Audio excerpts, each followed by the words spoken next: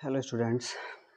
आज हम हिंदी कक्षा 10 यूपी बोर्ड के पेपर के बारे में जानकारी इकट्ठी करेंगे कि कहाँ से कितने नंबर का आता है, कितने क्वेश्चन आते हैं, कितने खंडों में बांटा गया है पेपर। तो देखिए, सबसे पहले मैं आपको ये बता दूं, इसका जो पेपर आएगा अपना पूर्णांक वो कितने नंबर का आएगा, 70 नंबर का आएगा।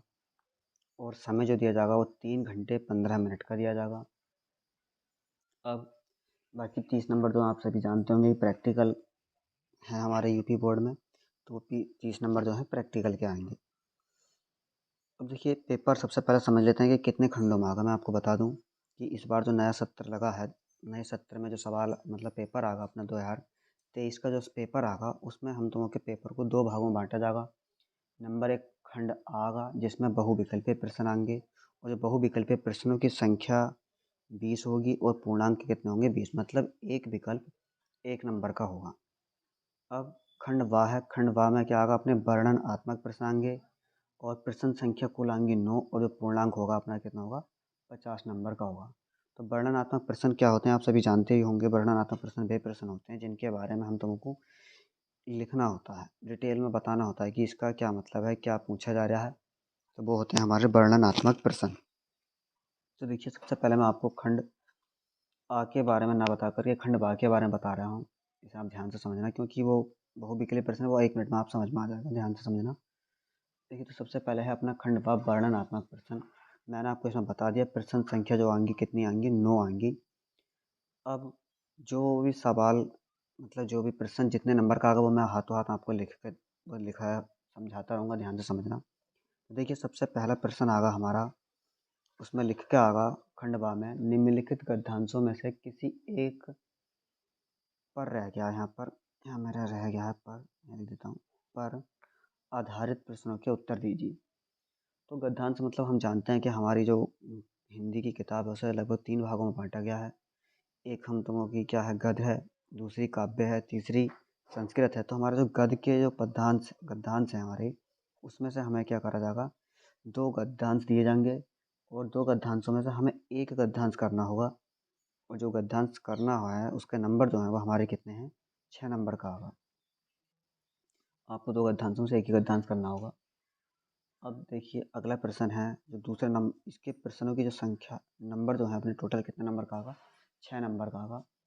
अगला प्रश्न आएगा अपना खंडवा में, उसमें आएगा निम्नलिखित पद्यांशों में से किसी एक पर आधारित प्रश्नों के उत्तर दीजिए। पद्यांश मतलब काव्य वाले पाठों में से 2 पद्यांश दिए जाएंगे, उसमें से भी हमें एक जो हमसे अच्छे से आता है, जो हमारे तैयार है, उसका उत्तर देने हैं, बाकी तो जिस ठीक है। अब प्रश्न नंबर तीसरा क्या आएगा हमारा, इसमें लिखा तीसरे का का, इसे 2 भागों में बांटा गया है।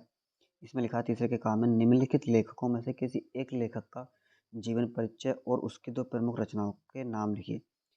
तो देखिए, जीवन परिचय हमें 3 या 4, 3 बल्कि हाँ पेपर में 3 ही लेखकों के जीवन परिचय दिए जाएंगे, जिसमें से हमें सिर्फ एक जीवन परिचय को लिखना है। अब उसके जो अंक निर्धारित किए गए हैं इस बार वो 5 करे गए हैं, पिछली बार 3 अंक होते थे। बस अब की बार चयन क्या करा गया, 2 प्रमुख रचनाओं के नाम पूछे गए हैं, और पिछली बार क्या होता था, एक रचना के बारे में पूछा जाता था। तो आप ध्यान से समझते रहेंगे, और मैं आपको आगे चलकर पेपर की कैसे तैयारी करनी है ये भी बताऊंगा। खंड खा तीसरे का ही है। इसमें बताया गया है कि निम्नलिखित कवियों में से किसी एक का जीवन परिचय दीजिए और उसकी 2 प्रमुख कृतियों के नाम लिखिए। देखिए, ये भी इसी प्रकार से आगा जैसा खंड का है। इसमें क्या है, इसमें 3 कवियों के नाम दिए जाएंगे, उन 3 कवियों में से हमें एक का जीवन परिचय लिखना होगा, और उसमें क्या करना है, हमें 2 कीर्तियों के नाम लिखना, मतलब उनकी रचनाओं के नाम लिखने, क्या क्या है उनकी प्रमुख रचनाएं। ठीक है। अब इसके बाद चौथे का का, ये चौथे का का नहीं, सिर्फ चौथा है। इसमें बताया गया है, निम्नलिखित संस्कृत गद्यांशों में से किसी एक का संदर्भ सहित हिंदी में अनुवाद कीजिए। अब हिंदी की जो अपनी किताब, संस्कृत की जो किताब है हिंदी में, उसमें से क्या होगा, हमें 2 पाठों के गद्यांश दिए जाएंगे, जिसमें से हमें क्या करना है, एक गद्यांश का संदर्भ सहित हिंदी में अनुवाद करना है, और उसके लिए अंक जो हमारे निर्धारित किए गए हैं वो इस बार 5 करे गए हैं। एक 5वां प्रश्न आएगा। 5वें प्रश्न में क्या है, इसमें भी यही है, निम्नलिखित श्लोकों में से किसी एक श्लोक का संदर्भ सहित हिंदी में अनुवाद कीजिए। तो इसमें क्या होगा, हमारी संस्कृत की किताब में से 2 श्लोक दिए जाएंगे, जिसमें से हमें क्या करना, एक श्लोक का हिंदी में अनुवाद लेना है, वो हम तुम लिख देंगे, उसके मेरे अंक जो है वो 5 हैं। अगला जो सवाल आगा देखिए, मैंने यहाँ पर छठा लिखना था, छठा मैं भूल गया लिखने के लिए, तो मैंने नीचे लिख लिया है। आप पहले सातवें पे ध्यान दे दीजिए 1 मिनट के लिए। सातवां प्रश्न जो आगा उसमें लिखा होगा, निम्नलिखित में से किन्हीं 2 प्रश्नों के उत्तर दीजिए। ये जो प्रश्न आगा सातवां, ये भी संस्कृत में से आगा, और इसमें क्या होगा, हमारे जो पाठ हैं उसमें से 4 प्रश्न दिए जाएंगे। उन 4 प्रश्नों में से जो हमसे अच्छे से आते हैं, हमें उन 2 प्रश्नों के उत्तर देने हैं। और उन 2 प्रश्नों के उत्तर जो हैं देने के बाद में हमारा 1 प्रश्न का उत्तर जो होगा वो कितने का होगा, 2 अंक का होगा। इस प्रकार 2 × 2 बराबर 4 नंबर के ये हमारे संस्कृत के प्रश्न पूछे जाएंगे। अब 8वां प्रश्न है इसमें हमारा, अपने पठित खंड काव्य के आधार पर निम्नलिखित प्रश्नों में से किसी एक का उत्तर दीजिए। इसका मतलब ये है कि जो हमारा पठित खंड खंड काव्य होते हैं, जैसे ज्योति जवाहर है, राजदूत शक्ति, जो भी कुछ है, मुक्ति दूत है या श्रावण है, ये अपने ज़िले के अनुसार होता है। तो आप जिस ज़िले के भी विद्यार्थी हैं, आप अपने ज़िले के बारे में खंड काव्य के बारे में जानकारी ले लें। क्या करेंगे, मैं ये जो वीडियो बनाई है रामपुर के लिए बनाई है, और रामपुर में जो मतलब ये सिर्फ प्रश्न, ये वाला प्रश्न है चयन रामपुर के लिए, बाकी सभी प्रश्न सभी के लिए एक जैसे आएंगे। तो हम जो रामपुर में रहते हैं, तो ये सवाल जो है रामपुर वालों के लिए इसमें आता है ज्योति जवाहर। ज्योति जवाहर में या कोई भी खंड काव्य जो होगा उसमें भी 2 प्रश्न पूछे जाएंगे। उसमें से एक प्रश्न होगा खंड काव्य के आधार पर उसके जो प्रमुख नायक होता है उसका चित्रण करवाया जाता है, और दूसरा प्रश्न होता है कि खंड काव्य को संक्षेप में लिखना है। तो आप जिसे भी अच्छे से तैयार करके गए हो वही लिखना है। अब अगला प्रश्न आता है 9। 9वें प्रश्न में कह रहे हैं कि निम्नलिखित में से किसी एक विषय पर निबंध लिखिए। अब देखिए, निबंध जो है हमारे पेपर में लगभग मुझे लगता है कि 4 निबंध जो दिए जाएंगे हमारे पेपर में, 4 दिए जाएंगे। उन 4 के नाम लिख कर दिए जाएंगे, जैसे कि हो सकता है स्वच्छ भारत अभियान, जनसंख्या विस्फोट, कारण और निवारण, पर्यावरण एवं स्वास्थ्य। चौथा हो सकता है राष्ट्रीय एकता। तो इन 4 में से हमें एक जीवन निबंध लिखना है बढ़िया करके। तो उसमें हमारे उसके लिए नंबर जो है वो 9 है। अब वो छठा जो प्रश्न मेरा रह गया था वो मैं ध्यान नहीं दिया था, यहाँ पे जगह भूल गया था मैं। तो इस वाले छठे वाले प्रश्न में आगा, अपनी पाठ्य पुस्तक से कंठस्थ किया हुआ कोई एक श्लोक लिखिए जो इस प्रश्न पत्र में ना आया हो। आपको वो श्लोक लिखना है जो इस प्रश्न पत्र जो अपने पेपर में दिया गया होगा। 2 श्लोक दिए गए हों, उन 2 श्लोक से हटकर जो श्लोक आपके याद है वो लिखना है। इसके लिए अंक जो हैं वो हमारे हैं 2। अब देखिए, पेपर में थोड़ा सा मैंने खंड बा के बारे में बताना, वो खंड आ के बारे में मैंने छोड़ दिया था। मैंने आपको बताया था कि मैं ऐसे समझा दूंगा। तो खंड आ जो आगा देखिए वो इस टाइप से आगा।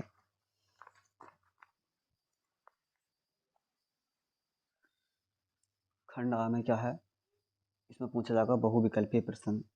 अब इसमें से हमें क्या होगा, प्रश्न को जिसमें लिखा है निम्नलिखित में कोई कथन सत्य है, उसे पहचान कर लिखिए। इसमें हमें 4 विकल्प दिए जाएंगे, जो भी सही होगा वो हम जब याद करके जाएंगे, पढ़ के जाएंगे, तो वही लगाना है। तो देखिए, इसमें हमारे यहाँ पे पूरे 20 प्रश्न हैं।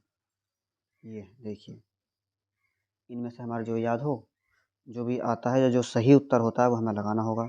जैसे कि मान लीजिए पहले का सेकंड है, इसमें तो हमारी किताब में दिए गए हैं, लेकिन हमारे पेपर में थोड़े जाएंगे, आपको याद करके जाना। और इसी प्रकार से मैंने ये आपको थोड़ा सा यहाँ पे जो पेपर समझाया वो इस वाले पेपर के द्वारा समझाने की कोशिश करता हूँ। पहला देखिए जो प्रश्न था, मैंने बताया था आपको 2 आधारित प्रश्न वो दिए जाएंगे, 2 गद्यांश दिए जाएंगे। तो देखिए, वर्णनात्मक प्रश्न के 2 गद्यांश दिए गए हैं, एक ये वाला दिया गया है, एक ये दिया गया है। तो हमें जोन से भी आता है जो हमारे याद है, इन 2 में से एक करना है। इसी प्रकार हमारा दूसरा प्रश्न है, पद्यांशों में से किसी एक का लिखना था। देखिए, एक पद्यांश यहाँ है, एक पद्यांश यहाँ है, अथवा में दिया गया है ये। तो जो भी आपके याद हो, ये वाला याद है तो इस वाले का कर दीजिए, ये वाला याद है तो इसके कर दीजिए।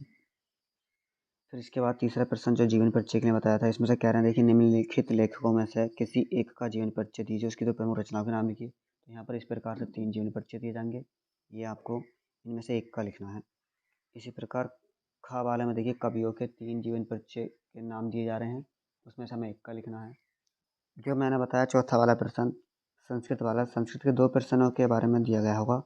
देखिए, चौथे का ये प्रश्न, ये गद्यांश पढ़ना, आपको इसका आता है तो इसका उत्तर लिखना, और ये आता है तो इसके उत्तर लिखना। इनमें से हमें एक करना होता है।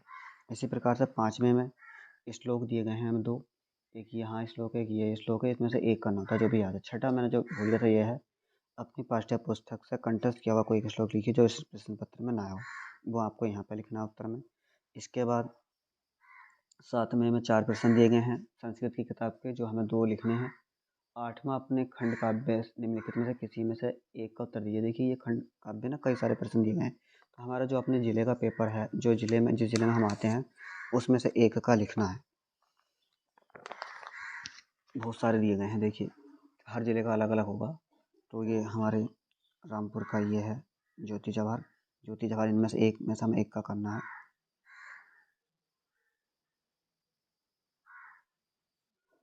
ठीक है, और 9वां प्रश्न जो मैंने आपको बताया निबंध का, 4 ऐसे निबंध दिए गए हैं, इनमें से एक करना है। अब थोड़ी सी बात बताएं, अगर आपको ये वीडियो थोड़ी पसंद आई हो तो आप ज़रूर बताना। और इसके बाद मैं आपको एक हिंदी के जो तैयारी करने की ट्रिक है अच्छे नंबर लाने की, लगभग 90+%, तो उसके मेरे पास में काफ़ी अच्छे तरीके से मैंने नोट्स बना रखे हैं। अगर आप कहेंगे तो उन नोट्सों को इस वीडियो में, अगली वीडियो में डाल दिया जाएगा। और मैं बता दूं, अब तक हमने लगभग अपनी कोचिंग पे जहाँ हम पढ़ाते हैं, कम से कम 30 से 35 बालकों के 90% प्लस हिंदी में नंबर ला चुके हैं। और सब्जेक्ट्स में भी अच्छे नंबर आते हैं, किसी में 80% प्लस, किसी में 85% प्लस आते हैं। लेकिन हिंदी की बात कर रहे हैं हम इस वाली वीडियो में, तो हिंदी के बारे में बता रहे हैं आपको कि इसमें हम जो है 90% प्लस नंबर की तैयारी करा देंगे, आप ध्यान से समझें।